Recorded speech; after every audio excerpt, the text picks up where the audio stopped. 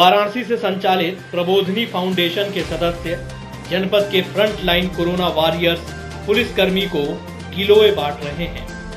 इसी क्रम में गुरुवार को गिलोय लेकर जिला मुख्यालय स्थित पुलिस ऑफिस पहुंचे प्रबोधिनी फाउंडेशन के विनय राय ने एसएसपी की अनुपस्थिति में एसपी ग्रामीण मार्तंड प्रकाश सिंह को पुलिसकर्मियों में बांटने के लिए गिलोय दिया। प्रबोधिनी फाउंडेशन के विनय शंकर राय मुन्ना ने बताया कि कोरोना में सिर्फ अभी तक गिलोय ही कारगर साबित हुई है और यह हमारे आसपास ही है, पर हम इसे पहचानते नहीं हैं। सबसे ज़्यादा अगर कोरोना के बचाव में अगर कारगर कोई अगर औषधि है तो गिलोय औषधि है। उस गिलोय को हम लोग वितरित करने का कार्य किए हैं और गिलोय हम लोग निःशुल्क वितरित भी कर रहे हैं और गिलोय अधिक से अधिक लगाया जाए, गिलोय के प्रति जागरूकता फैलाई जाए, इसके लिए हम लोगों को जागरूक कर रहे हैं। काशी हिंदू विश्वविद्यालय के पूर्व छात्र और पूर्व केंद्रीय रेल राज्य मंत्री मनोज सिन्हा के जम्मू कश्मीर के उपराज्यपाल बनाए जाने की सूचना पर विश्वविद्यालय के बिरला हॉस्टल में जश्न का माहौल देखने को मिला। छात्रों ने इस खुशी में एक दूसरे को मिठाई खिलाई और मुंह मीठा कराया। सभी ने एक स्वर में राष्ट्रपति के इस फैसले की सराहना की है।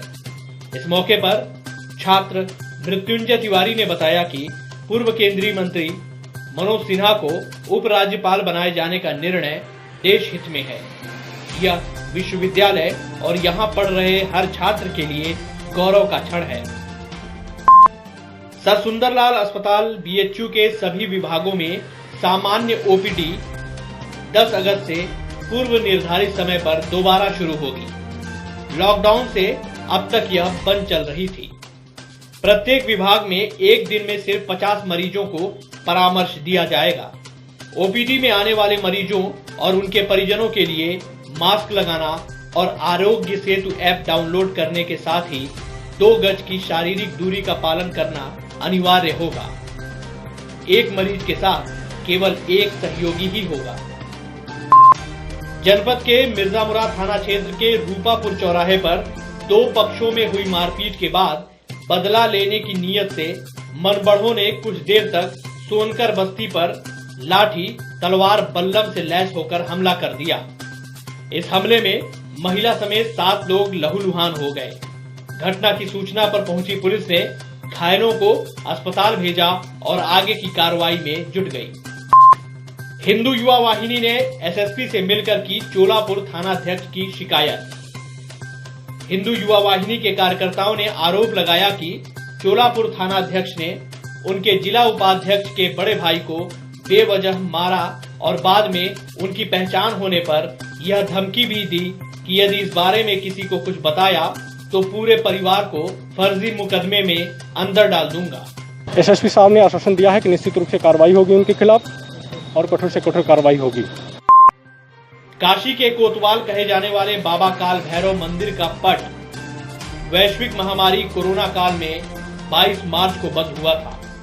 काशी की आस्था का केंद्र और बाबा विश्वनाथ संकट मोचन के साथ सबसे प्रमुख मंदिर काल भैरव का कपाट 141 दिन बाद 7 अगस्त को मंगला आरती के बाद आम भक्तों के दर्शन के लिए खोल दिया जाएगा।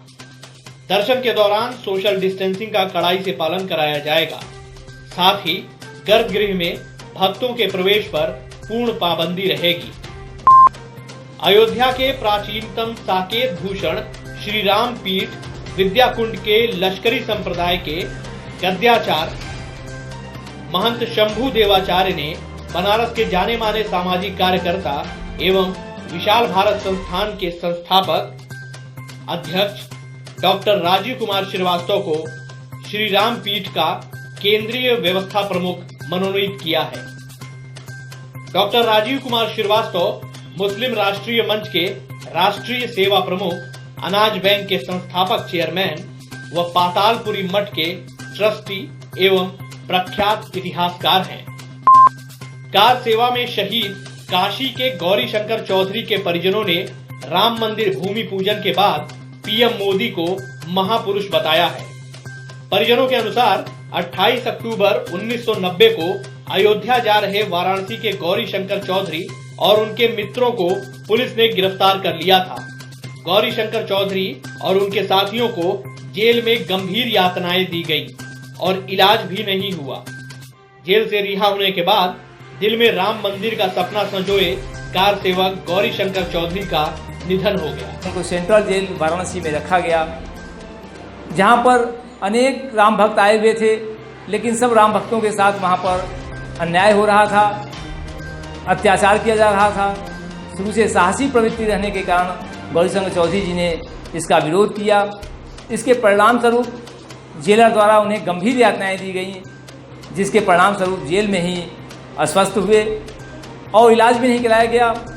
प्रशासन के इशारे पर और अत्याचार किया गया, जिसके परिणाम स्वरूप घर आते ही उनकी मृत्यु हो गई, दुखद मृत्यु हो गई। भारत की पूर्व विदेश मंत्री सुषमा स्वराज के निधन के 1 साल पूरे हो जाने पर सुषमांजलि नाम से एक वर्चुअल इवेंट रखा गया। इस कार्यक्रम का आयोजन संयुक्त रूप से नेशन फर्स्ट कलेक्टिव, संस्कार भारती, पूर्वोत्तर एवं संस्कृति गंगा न्यास ने किया। लेखक, प्रस्तुतकर्ता, वॉइस ओवर कलाकार हरीश भीमानी ने इसका संचालन किया। कार्यक्रम की अध्यक्षता सूचना एवं प्रसारण मंत्री भारत सरकार प्रकाश जावड़ेकर ने की। वाराणसी में लगातार दूसरे दिन 200 से ज्यादा कोरोना पॉजिटिव केस मिले हैं। गुरुवार शाम जारी की गई मेडिकल बुलेटिन में 210 कोरोना पॉजिटिव मिलने की बात बताई गई है। वहीं होम आइसोलेशन के 69 और अस्पताल में भर्ती 43 यानी कुल 112 मरीज स्वस्थ घोषित किए गए हैं। गुरुवार शाम की रिपोर्ट में 2 मरीजों की मौत की पुष्टि भी की गई है। इस प्रकार वाराणसी में अब तक 74 लोगों की कोरोना संक्रमण के कारण मौत हो चुकी है। जिले में अब तक 3753 कोरोना पॉजिटिव केस सामने आ चुके हैं। इनमें से 2068 मरीजों को इलाज के बाद आइसोलेशन से डिस्चार्ज किया जा चुका है। वहीं जिले में अब 1611 एक्टिव कोरोना पॉजिटिव केस हैं।